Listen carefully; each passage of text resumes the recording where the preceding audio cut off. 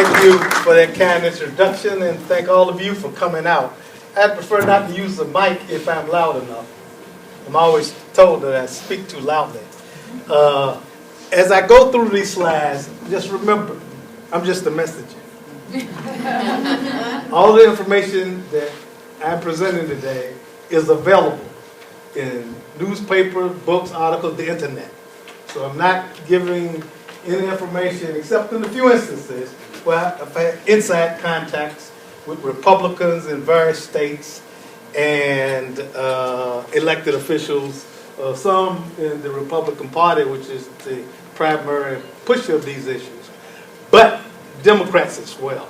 This is a bipartisan initiative. I distributed a handout, and the article on Milwaukee was written by a fraternity brother of mine who was a retired ophthalmologist who knew little about education other than his wife was a speech pathologist. And in his retirement years, he began to volunteer. And he at first thought charters and all of this was a good thing. And then he became involved and read on his own and came around to a point of view which I hold as he looked at the facts. So I urge you to stop me at any slide and raise questions, if you will. But as I've tracked this situation in New Jersey and all the other 20 plus states where vouchers have emerged since 1990, I was on the floor of the legislature at 3 o'clock in the morning when the first voucher bill since the segregation area of the early 50s in response to the Brown decision was passed on March 22nd, 1990. Early in the morning when all good legislation is passed by voice vote, so no one has to take the credit or the blame. But in tracking it in New Jersey since 1999, and recognize the first voucher bill was introduced in the Education Committee in the Assembly in New Jersey in 1999. So this has been a decade of effort. But as the population has become more diverse, and you can see the level of diversity, urban and suburban public school funding has declined in the state, and precipitously since the election of Chris Christie in 2009. Now all of you, I'm not telling you anything new, know about these issues, challenges in the schools. And they're growing as low-income populations grow. But from the political leadership, both the Democrat and the Republican, these are the answers. They have one set answer. You take over a school, you close it, you bring in vouchers and charters. And there used to be independent voucher schools, locally developed. Now the corporate charters are swooping down in New Jersey and all over the state. Now these guys, you may have heard of them lately, they are funding all of these efforts in every state in the country. And they've spent more than $6 billion in advocacy. And I'm just not counting the political contributions yet. Since 2006, because they haven't. They're both in their 70s, and they're not going to be around too much longer. But they say their net worth is combined $60 billion, so they say, I got enough money to pay to have my way. And they're willing to do that. Now, they have allies, all national contributors network, because in 2010 they established the $1 million round table, and they hold, I would say, seances, forums twice a year in Vail, Colorado, right outside Vail, Colorado, and Palm Springs, California, and all the rich people from all over the country fly in, and mostly billionaires, and high multimillionaires, and two from your state, Kenneth Levy, I'm certain not many of you have heard, and Virginia Lewis, and it's hard for me to find a picture on the internet, but Virginia Lewis, who lives in Lambertville, is chair of Americans for Prosperity, the right-wing organization, the national organization that the Koch brothers established and fund. More than half of all of their funding comes from the Koch brothers. And that Steve Lonergan headed the New Jersey chapter before he took a leave to run for Senate. So their tentacles are wide and deep. And you can see in my homeboy from North Carolina, who personally funded the Republican takeover of both houses of the North Carolina legislature. And they elected the Republican governor. The first time they've had that control in the state of North Carolina in 140 years. So they are serious. And because of his good work, the governor appointed him his budget director for the state. And he's been busily downsizing budgets, especially in the public sector. Now, like this thing has gone on a long time, and this gentleman, your senator-elect, has been funded by the Koch brothers and their allies since 1998 when he was first sitting in here like a Manchurian candidate to run for city council in Newark. And since that time, from the Koch brothers and all of their multiple allies, he's received more than $100 million in campaign contributions. And if you look at his campaign fundraising list, which is available on the internet, you see most of that money comes from out of state. You know, from most close by New York and wealthy conservatives across the country. And if you see the people that they fund are multiracial, you know, they have numerous genders, and you can see they have several from New Jersey that they've been funding. And they funded Charles Meredith, you know, when he was writing Bell Curve, and they funded Ken Starr to run behind former President Clinton and Monica Lewinsky. Ken Starr took a 3-month leave from that investigation, came to Wisconsin at the request of the then governor, Tommy Thompson, to argue the Milwaukee voucher bill before the state Supreme Court when they were debating whether religious schools could receive the funding. And he won that case. And the Bradley Foundation paid him $350,000 for his troubles because the governor, generally the attorney general, would argue that case. But since the attorney general was a Democrat, the governor didn't trust him. And when you go outside, you know, the elected officers, then you got to pay for it yourself. So the Bradley Foundation said, never mind, we'll pay Ken Starr, whatever it costs. So this is the kind of money that floats around. Some people still in the game. Currently, Dr. Howard Fuller, former superintendent of Milwaukee Public Schools, is the national spokesman from the minority side to push all of these privatization issues. And he's a very capable and charismatic speaker. And he has the proper street credibility. He was in the throes of the civil rights movement during the 1960s. If you ever see the documentary Eyes on the Prize, you'll see him quoted, profiled often as a Wusu Sadaki. But then later on, with his fists, you know, black power, but you can't take money if your fist is closed. You have to open your hand. So in the 1980s, he opened his hand and he shot right to the top.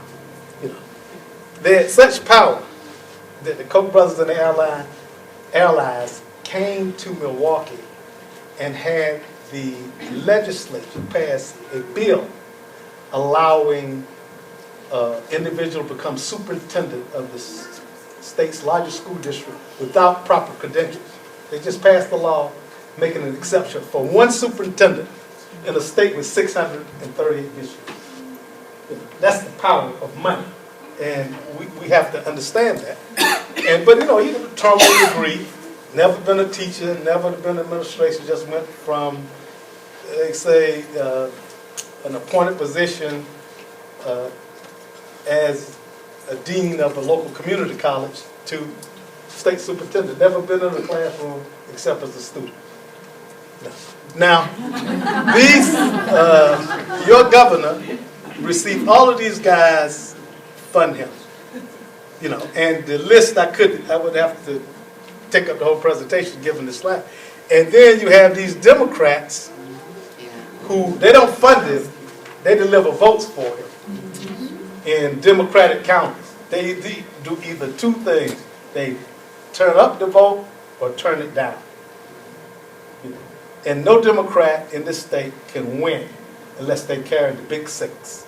They have to carry Union County by lopsided margin, Hudson, Essex, Camden, Bergen, and there's one more I think of in a minute. But these big six urban counties where you have your high population concentrations, where most of the votes are. So you can carry those six counties, and then you can just get nickels and dimes of the remainder. If you stay around 40%, then that pushes you over the top. But you got to carry them by lopsided margins. You know, you need to carry them 60-40, 65-35, and the like. And when I was watching the election in 2009, and I saw Bergen County, Bergen would come in at 49-49 for Christie and Corzine. I said, this election is over. You know, when I saw the first count, I said, this is over. Because if he didn't come out of Bergen, which is a Democratic stronghold, then it's over. And he won Essex County by 3 points, Democratic stronghold. Corzine won Essex County by 3 points, and he won Camden County by 4 points because George Norcross was turning down the vote down in Essex County. So this is what everybody does their part and they get paid. What do they get out of it? They got the HOPE Act, which allowed these corporate charters to come into Trenton, Newark, and Camden. And now they're about to turn Camden into what New Orleans already is, a charter voucher district. But they haven't stopped. And so this is what they're dividing, they're funding all these corporations. They sponsor visits to fly 20, 30 community people, most people of color, grassroots people, to Milwaukee to show them selected charter and voucher schools and say, this is what you need for your state, to build that support so these individuals could come back to their state and their cities and advocate for vouchers. They fund litigation, pushing vouchers and charters and privatization, disseminate bogus research. They fund local grassroots organizations and the like. So they have this, it's almost like a national crime syndicate, except it's legal. They have these out in all kinds. And here we have all of the people of color, most of they've been funding, and we always talk about Senator-elect Booker, Bishop Reginald Jackson, who was, until he became bishop, was the executive director of the New Jersey Black Ministers Council, Assemblyman Troy Singleton, who's only been in the Assembly a couple of years, and Senator Teresa Ruiz, who brought you Achieve New Jersey. And then when it came through in the massage, she said, oh, we need to tone it down. You passed it. Why did you pass it? All this teacher evaluation using student test scores, and everybody is behind it. And then they have an Hispanic activist who, Christie, an outstanding Latino Education Award in the state 2 years ago. That convicted cocaine trafficker. Now, I think everybody can change. Let me say, I think everybody can change. But I thought that was a marketing ploy because there's certainly many people of Latin descent who have done more significant things than go around and advocate for vouchers and charter schools and all things private in public education. Now, within the last 2 elections, the Koch brothers and their allies have elected 30 Republican governors across the country. 30. But they know that governors can't do it alone, so they also elect senators to go with it. See, so you can operate on the state level and the federal level when you bring these bills forward. And everybody has a running mate. Now, these guys, the one has R behind his name, the other has a D, but there's no difference on the educational policy. They're absolutely identical twins, And so what we'll have, and diversity is a good thing, we'll have two African-American senators in the Senate now, and both of them are rabid private supporters of the privatization and dismantling of public education. And that is, and so everybody we have in the highest position for African American, we have two senators who are rabid, and a Supreme Court justice who is just as rabid. And so what the corporate elite have done is say, we need people who look like Americans. So we have this money, we'll go out and buy some Hispanics, we'll buy some women, we'll buy some African American, whatever. And I remember in 1993, I had breakfast with the then president of the Bradley Foundation in Milwaukee, because it was established while I was a professor at the University of Wisconsin-Milwaukee, when I moved in 1999 to the University of North Carolina. And I had a pretty high public profile, a weekly radio show that had the highest rating in the state, highest distribution. I was a Sunday morning TV show that on ABC that followed, was a local version of, you remember the ABC This Week, which was then the Brinkley Report for David Brinkley. And so we had a huge audience, and we discussed vouchers and jobs from time to time, and I was very critical. So one day after we always tape the show on Friday night right after we did the live radio show. And when I got back to the green room to be made up, I had this call from Michael Joyce, because we've been, many times we would talk about some of the topics on the radio that we would talk about on Sunday. And so secretary called and said, could I have breakfast with them on Monday? So we went to, private club where, tablecloths are white all the time. And you're always eating off bone china. And we sat down and we discussed, very polite. And then he said, Walter, you got this thing wrong. It's going to be good for black children, because he had funded the passage of the voucher bill. I said, no, Mike. I said, I don't agree with that. Then he looked at me, and I appreciated Walter. He said, what do you want? And what he was saying, give me a number. Tell me, because I got it. And I said, Mike, I just want what's best for children.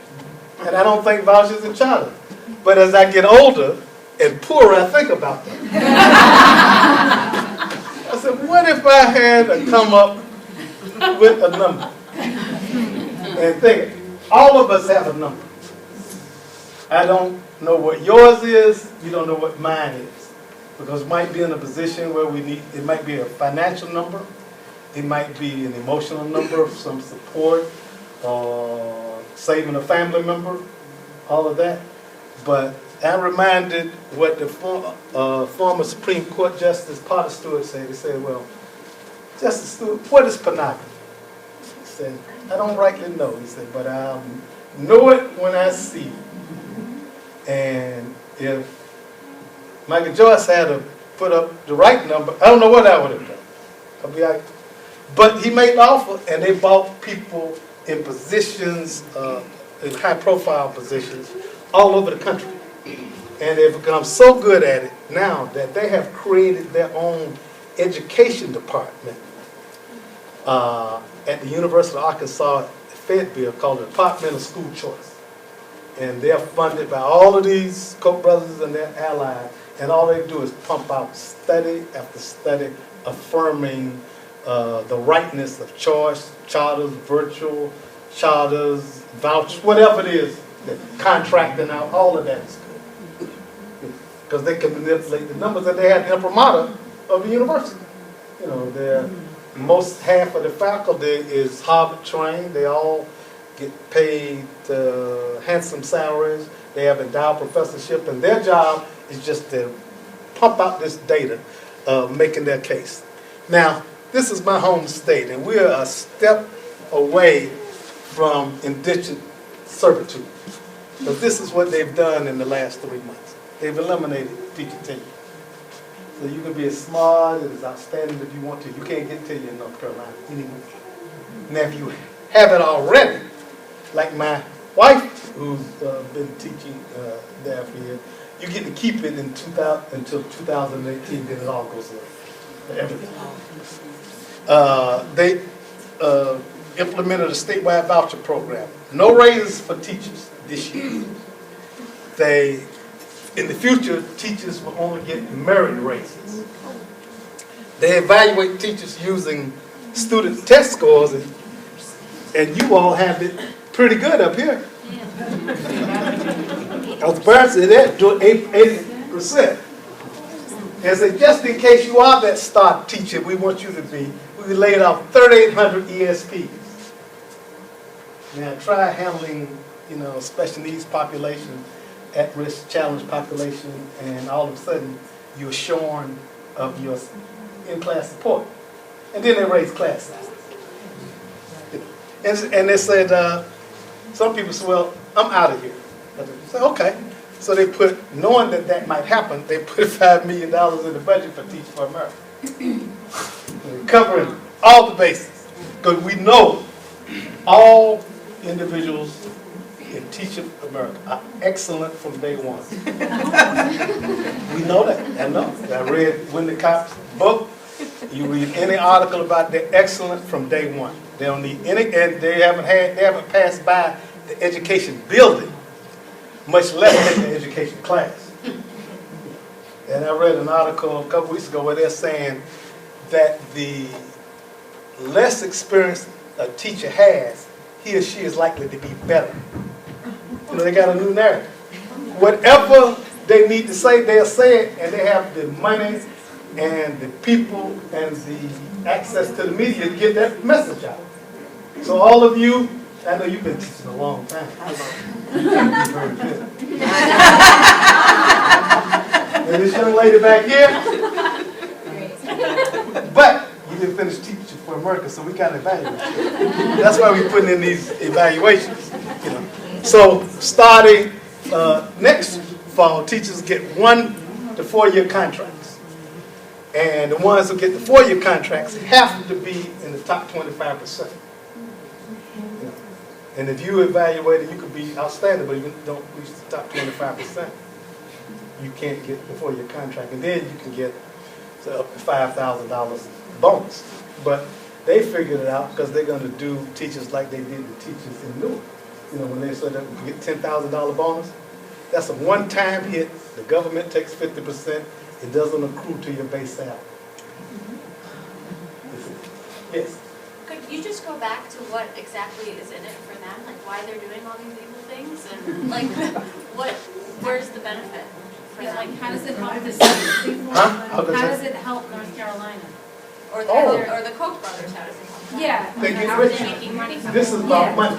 Because what they're doing, they realize they're replacing public school teachers with, the scheme is with Teach for America graduates or other itinerant individuals who have no commitment to make a career in education. And so you'll turn over teachers quickly, then your labor costs will be cheaper. So it's kind of like when we farm workout to another country? Right. And then secondly, they are bringing in the charters and the voucher schools, and they will grow. And then you privatize and you get that money. And I'll give an example as I move through it. This is about money. It's not about educating kids. Their kids are going to go to upscale private schools where you don't evaluate teachers. You evaluate teachers the old-fashioned way.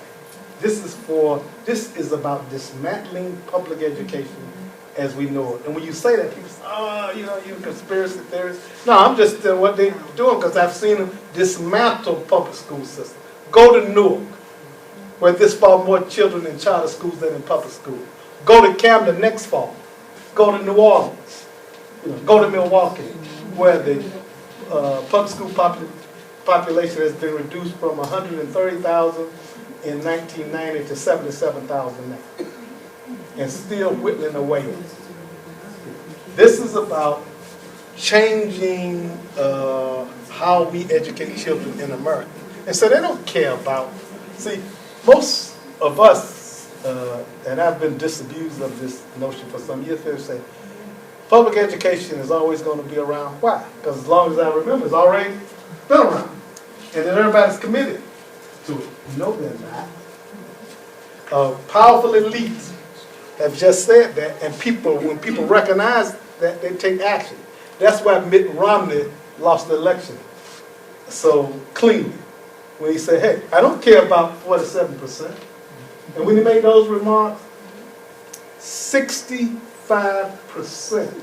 of white working class women, many of them single parent, only wage earner, working 2 jobs, supporting their families. When they heard that, they said, you're talking about me. And they switched to Obama. Because at first, when he was talking, you know, he and Paul Ryan talking the makers versus the takers, they talk about those people of color. But when he laid out what in that private meeting with multimillionaires, they said, hey, and the person who taped it was a white male who was struggling to get regular appointments. So he just said, and got it out, say, this is what this guy really stands for, and he couldn't overcome it. So these guys, they don't care about public education. And the women. Now, women, Betsy DeVos, you may not know much about her, but her husband is the CEO of Amway. You know about Amway. And as soon as your senator was elected, she chairs the American Federation of Children. As soon as he was elected, she sent out a post congratulating, you know, Senator-elect Booker for his strong stance on all areas of school choice. You know, sent it out to her network. You know.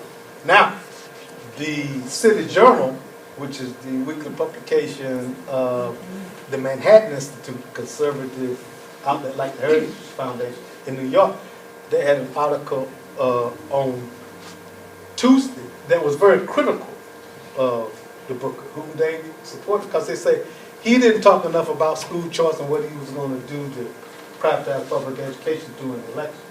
And they criticized him for going undercover on that, because they wanted him to speak up and take a stand. Now, having said that, he was absolutely the superior choice to Steve Lyman. Yeah. Now, he's going to destroy public education if he can get away with it. But he won't destroy the country. Like Lyman. You know, when he brought Ted Cruz in there and said, hey, if I were in there, I'd be voting to shut down the government again.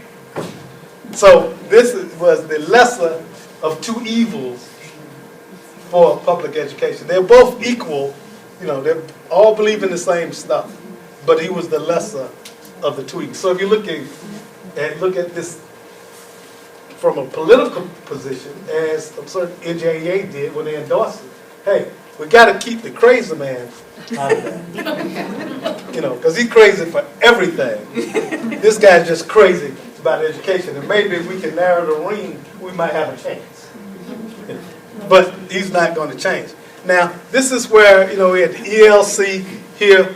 David Sierra is filing suits all the time to try to get these two guys to do the right thing about special needs kids,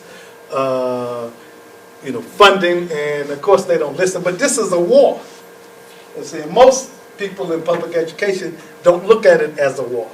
And then we have the American Legislative Exchange Council, ALEC, all of you heard, and they draft all the legislation that the Koch brothers and the allies fund ALEC. They draft all the legislation that is passed into law by your legislators in New Jersey, you know, so they don't have to do much work. You know, they want a voucher bill, and they have a trigger bill.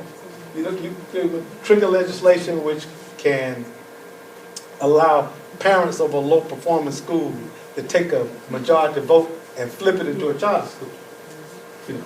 And then they send in advocates to encourage parents to do that, like they've done in California and Colorado. Now, they can't get the bill out of the legislature yet, so they give it to legislators at their annual conferences that they have found a way around giving legislators gift with all of these new campaign finance rules, since Citizens United. And so they bring legislators from all over the country, Democrats and Republicans, and they meet with leaders of corporations, they golf, wine and dine, find food and the like, and they pass all of this stuff. Now, Alec had been flying under the radar until the Trayvon Martin killing, because then they recognized that they wrote the legislation that is floated around from state to state. Like in the state of Wisconsin, an African-American legislator, State Senator Lena Taylor, who had voted for it, became exposed that she had voted for, there they call it the Castle Doctrine. Same language, just different name.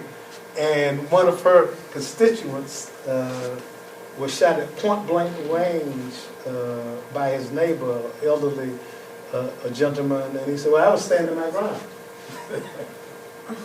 Now, he did, unlike what happened before, he did get convicted. He's going to spend the rest of his life in jail.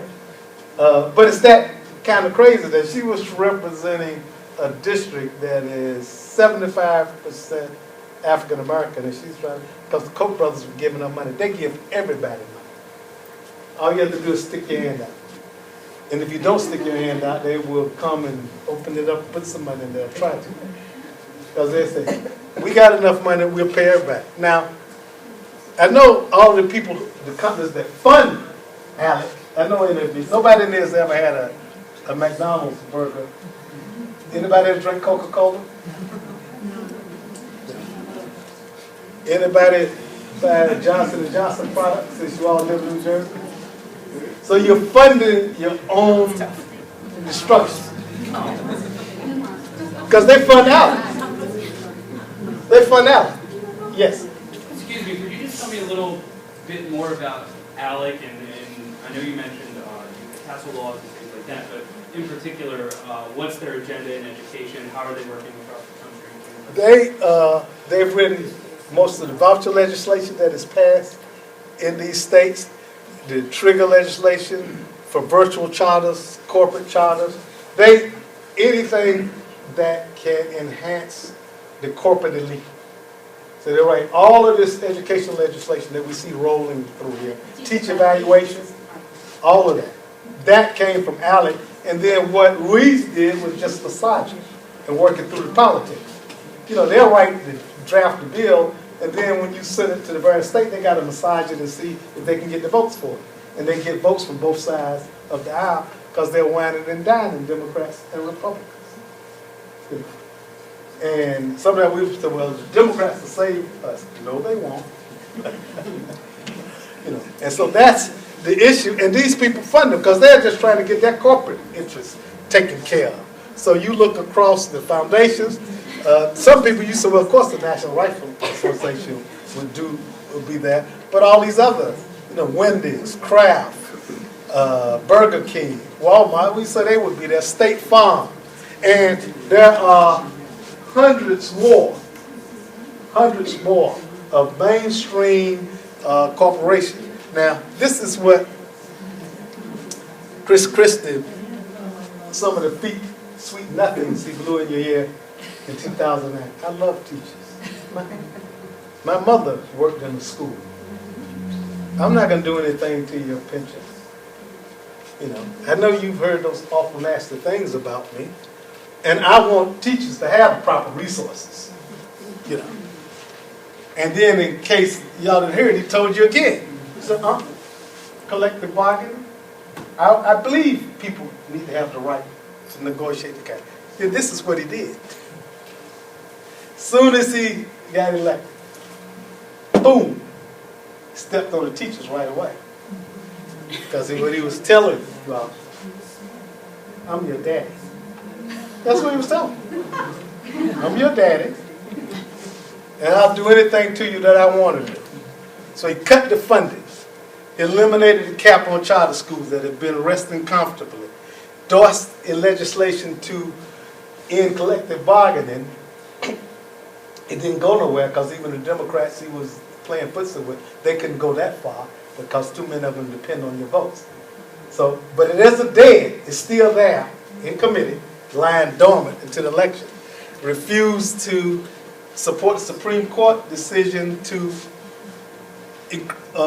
fund it for public education and support this legislation to evaluate teachers. That's what Chris Christie did after telling you all of these sweet nuggets. I love you. I'm his daddy. Don't forget it. And so this is what.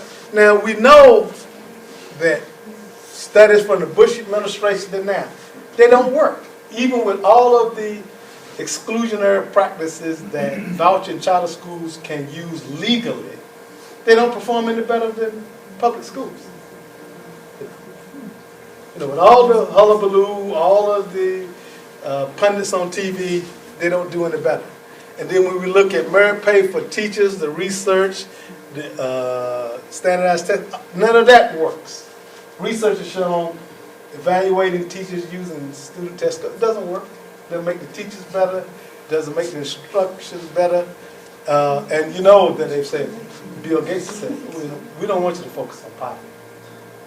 All we need to do is put a good teacher in front of the most challenged student, and he or she will learn.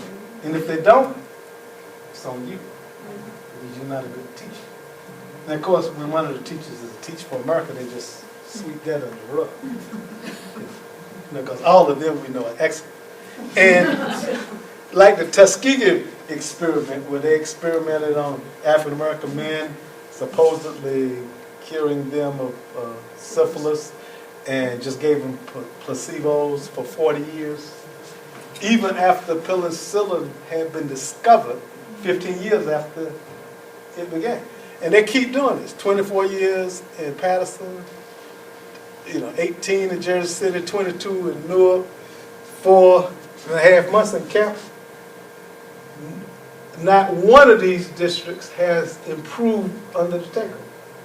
And they keep looking for opportunities to take over more schools. I think Einstein said that was the definition of insanity. They should keep doing it, but they're not insane because they want to have their hands on that money.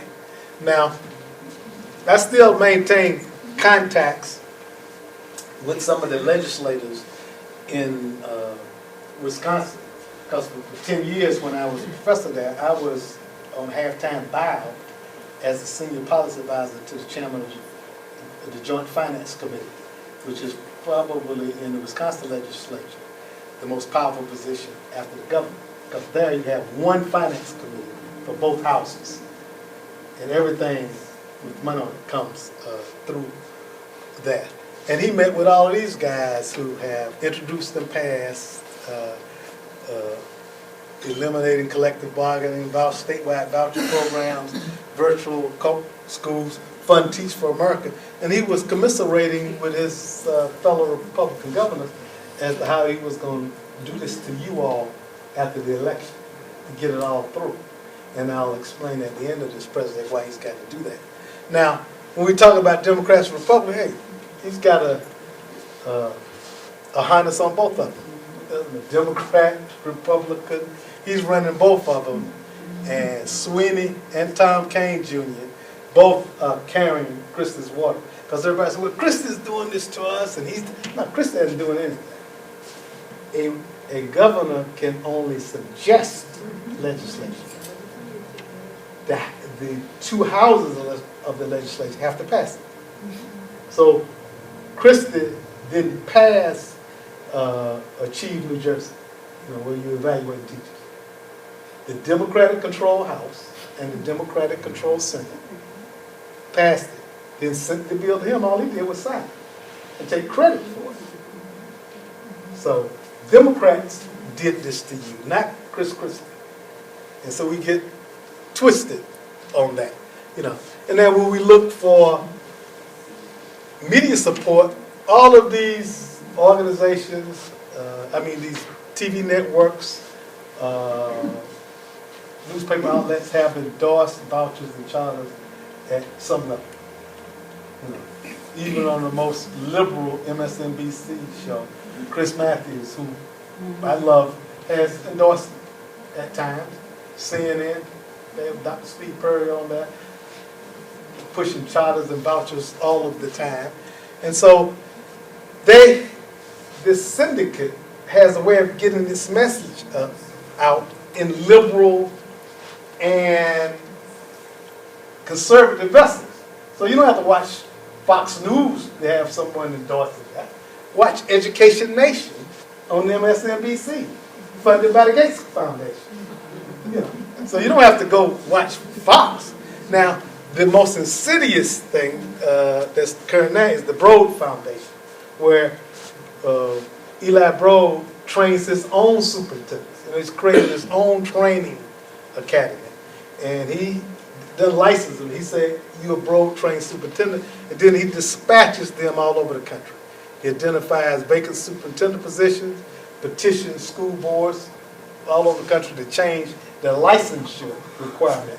Because what is moving now, when you have people, they don't have assistant, associate superintendent, or deputy for curriculum instruction or academics, they have chief academic officer. For personnel, instead of assistant superintendent for personnel, they have chief talent office. And they get all of these chief titles to get around licensure requirements. You see. Then they make large grants to state departments of education. Just made one to New Jersey. And then they place, now the objective is place R.E.A.D trained superintendent in suburban and rim districts. So you all are next in line. Because I understand, no offense, I understand you get ready to lose your superintendent. So get ready to learn the R.E.A.D him. Because they're sticking them. Right? This is what they've done across the country. You see what this guy has done in Philadelphia.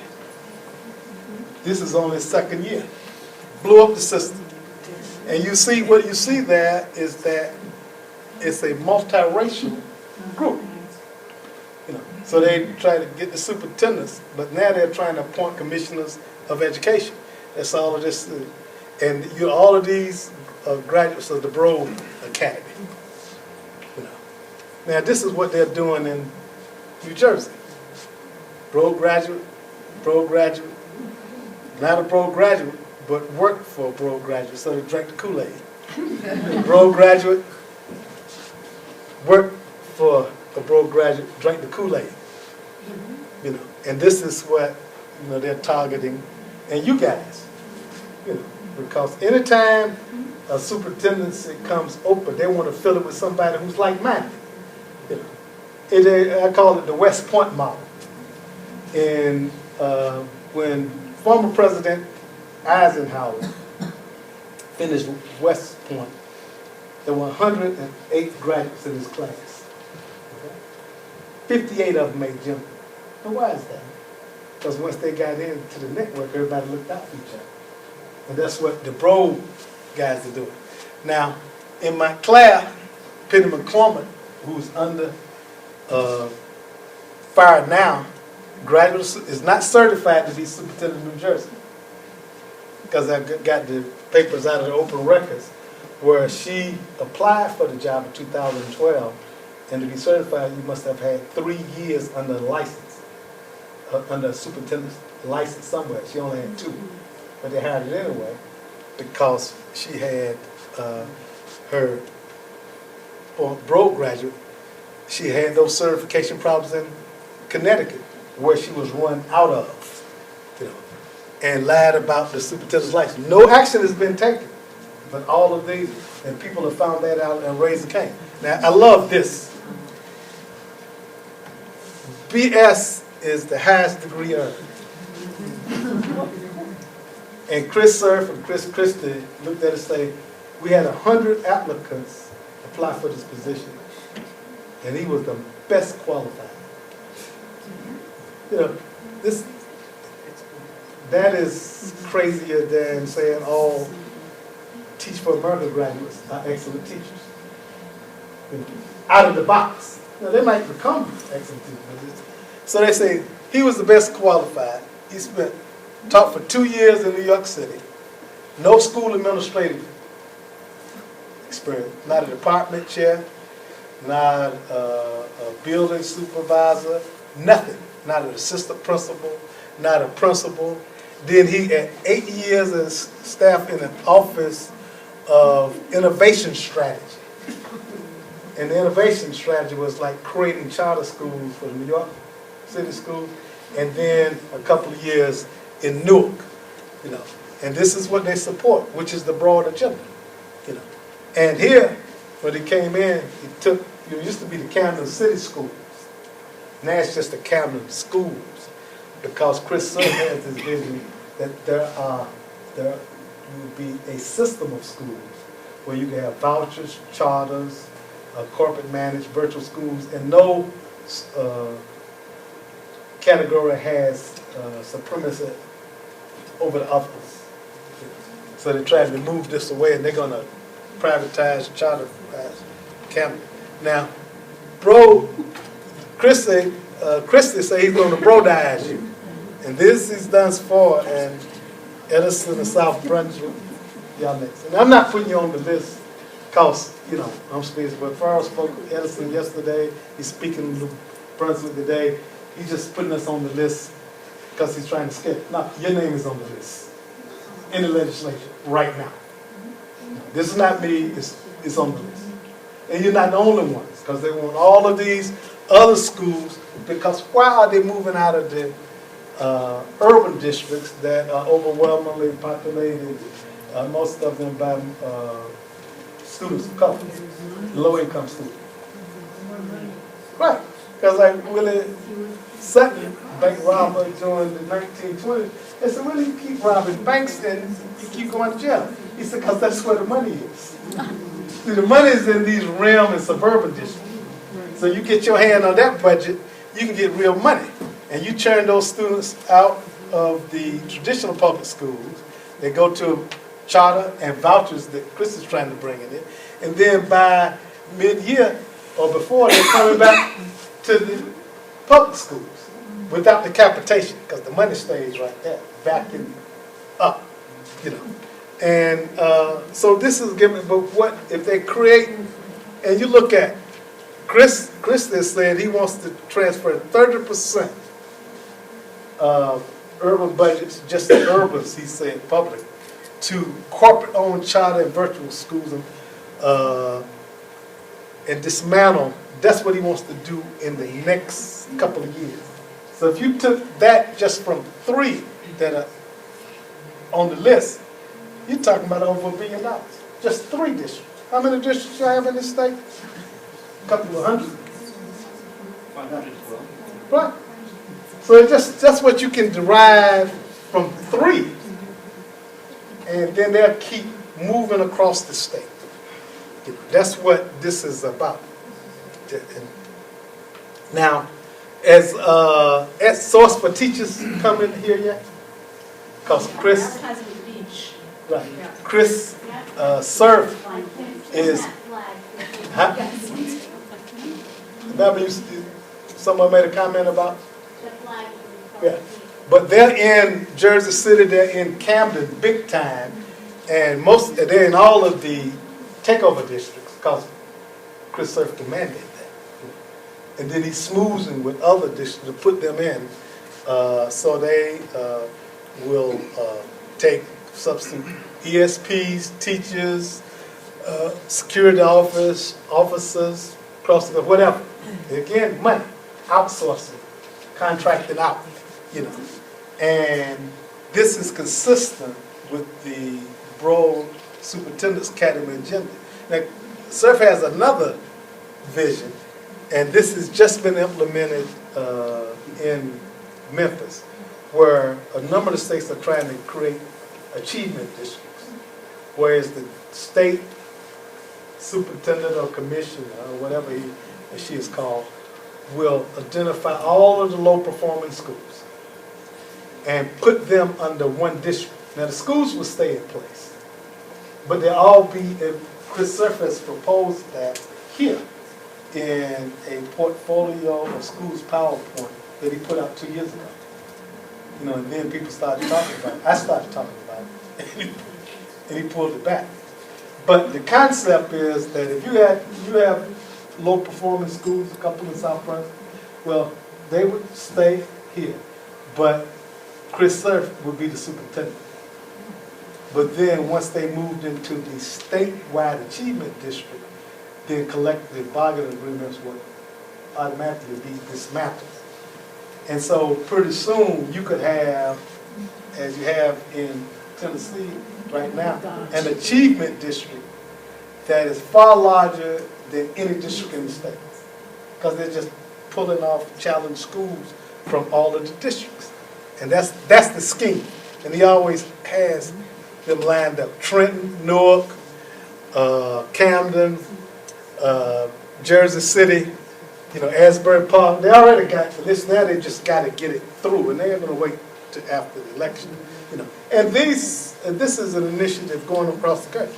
Now the Broad-funded regional achievement centers, and this is a nifty racks. Yeah, they get the racks. You go in there, We're getting right. right, and then you come out there. They say you a bad teacher, and then they try to force you out of the profession, and they replace you with TFA graduates, you know, who are excellent from the beginning.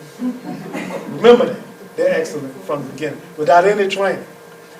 Even if they can't spell education, they're excellent from the beginning, you know.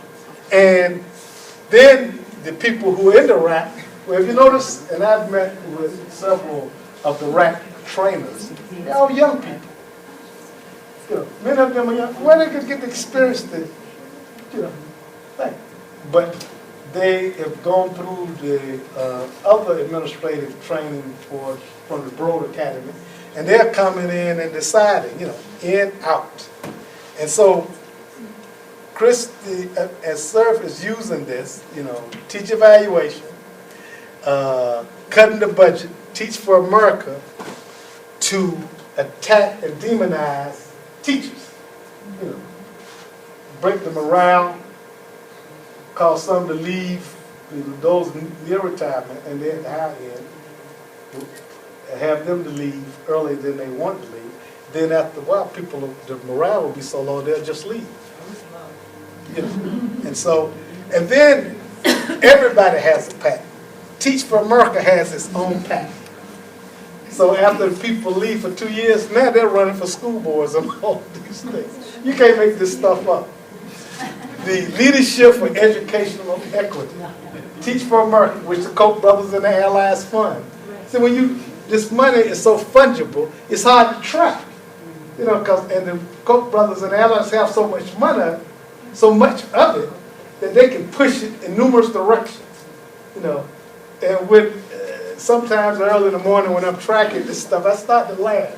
Because no one would believe that they're giving this much money in these many places, and the people emerging under the name. So Teach for America has a pack. They're running school board candidates, and they have one right now that they're supporting in Perth Amboy. Right now. So once they target the state, they push resources in there. They, I guess, they use the government. They have a surge. You know, they run candidates at Assembly, Senate, school board, city council, all across the thing, governor, senator, whatever it takes.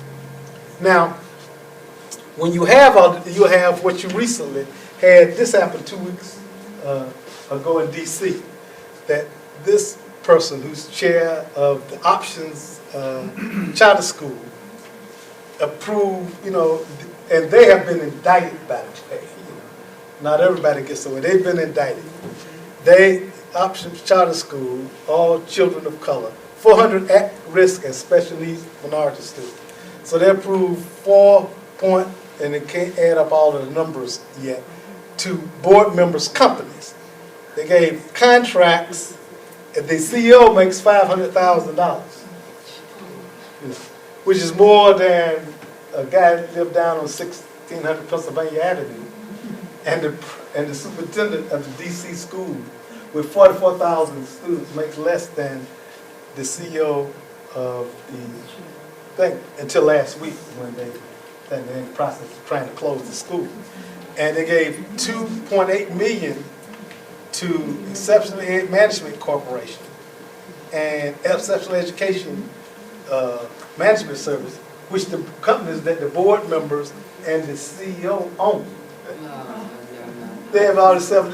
So the Attorney General for D.C. looked at all this thing. This is criminal. And J.C. Hayward, you know, Vice President, media personality for the largest TV station in the district, the district management became so angry, they suspended her. She said, I've done nothing wrong.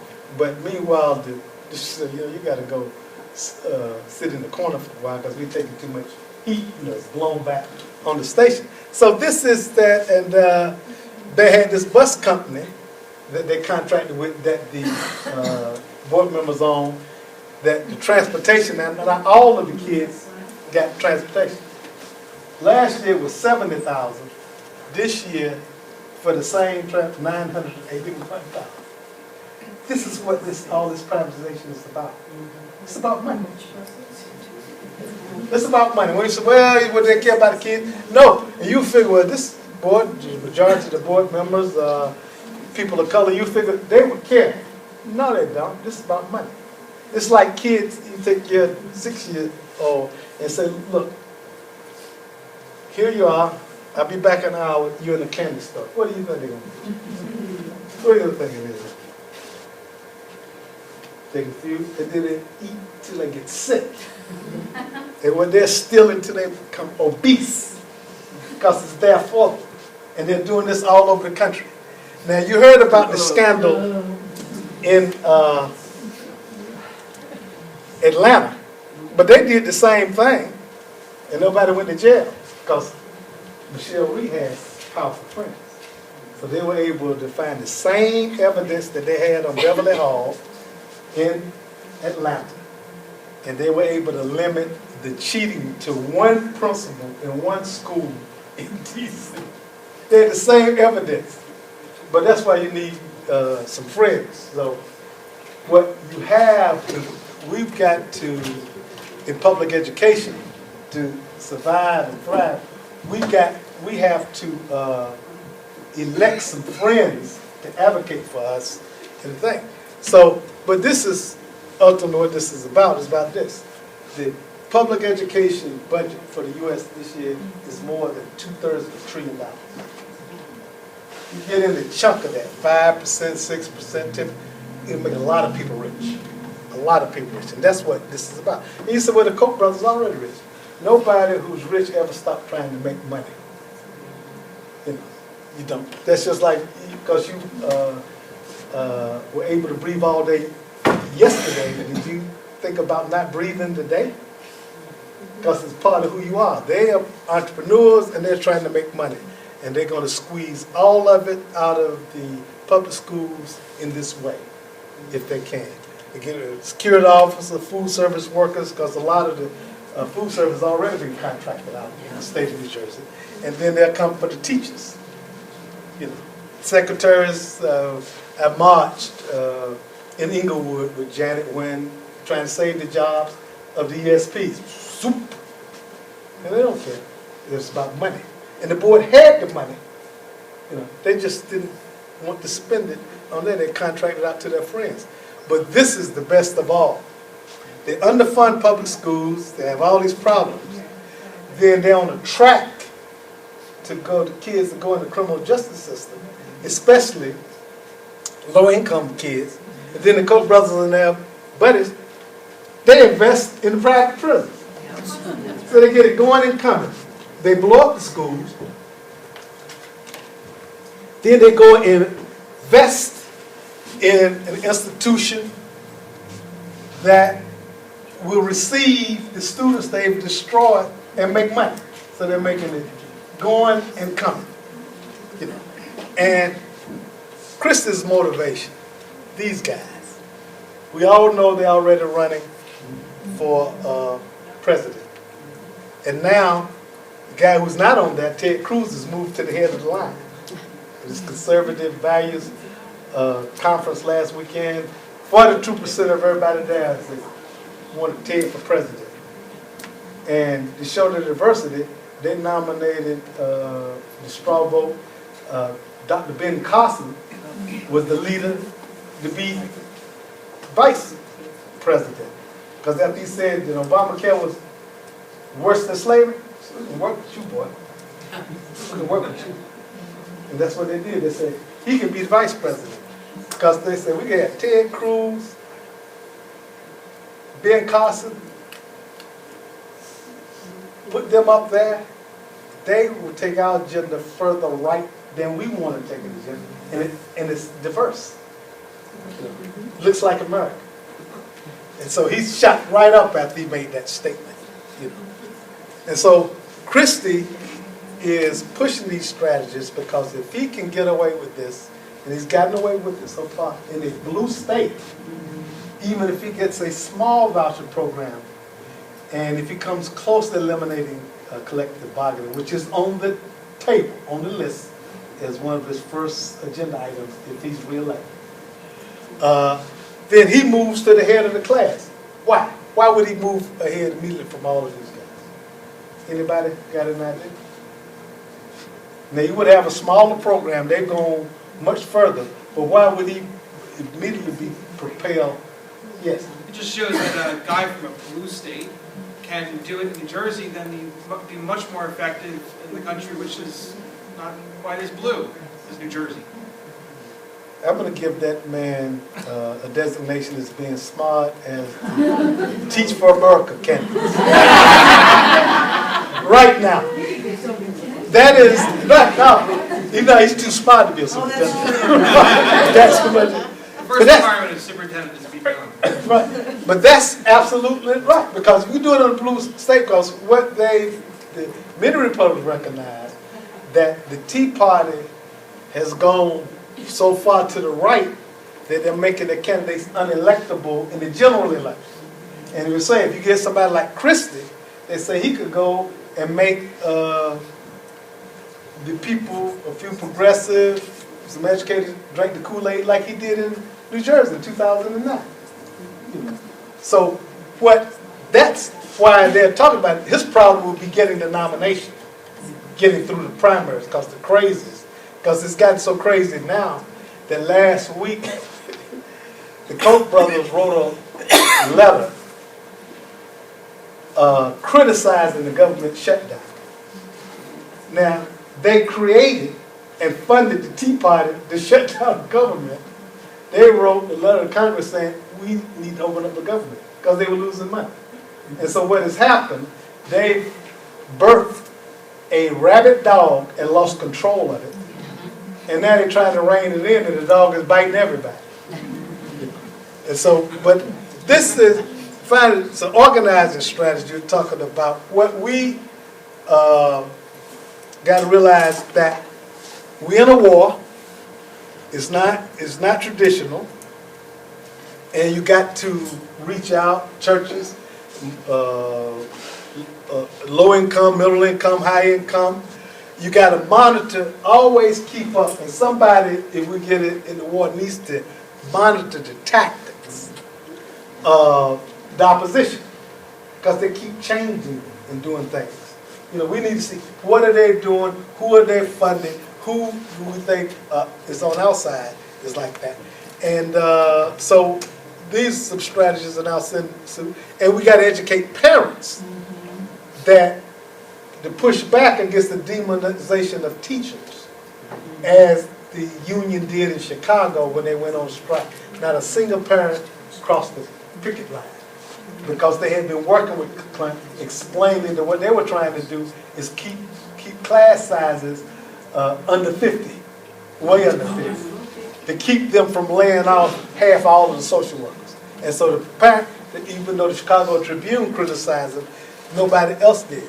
And this last slide, will you vote for this team or that team?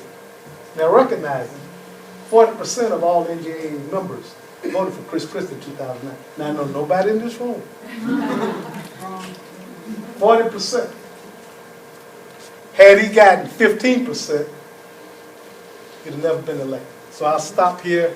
I appreciate your patience and. Any words of hope? Right. We slit our throats. No, What can we you do? you're the hope. You got to go to work. You got to identify the people that you send back and forth to office at every level of government, to school boards, those that are not appointed, and make certain that they are expressing your values rather than someone else's values. And what we do, you got to hold Democrats just as accountable as Republicans. We always say, well, the Republicans, no, it's all of us. Yes. And we have to make sure we elect the right person to be the governor, the friend of education, Barbara Buono, or Governor Christie, who's trying to ruin public education, who is out to take away your collective bargaining, which means you have no more contract, you have no rights, you are at the will of the superintendent to tell you what your hours are, what your salary is going to be, what your health benefits are going to be. This has been a threat for 4 years. Now it keeps building, and it's a big threat. And Dr. Farrell started out his presentation by talking about Americans for Prosperity. They have opened 5 offices in New Jersey, and I believe one of them is in Middlesex County. But So you, this is a real threat. you have a rare opportunity, and you got to vote who you want to vote for. But you get a chance for a do-over. NJA membership has a chance for a do-over, because most of them voted for this guy. Well, not most of them, only 40%. And we know, I know what he did. And so now you have to vote and make a decision like your professional lives depend on it, because they do. And your Kelsey, and Right. your parents. Right. You gotta get the whole family. So the whole thing, and I don't, but the thing is, can this be, what? Yes. You need to mobilize and take action. And it has to be done block by block, community by community, church by church, civic organization by civic organization, because that's the way they're doing it. And we got to match it person for person on the street. And when the people we elect casting these votes, we just got to go out and remove them. And that's the movement that we're engaged with on Morrow Mondays in North Carolina right now. Because we know we cannot survive that. I go to Morrow Monday, because it's not just the teachers. They took $100 million out of USC's budget. They're coming after tenure in higher education. So everybody's at risk. And so people are beginning to understand that across race, gender, and class. So I'll stop here. I know I've gone much too long, but you do get a chance to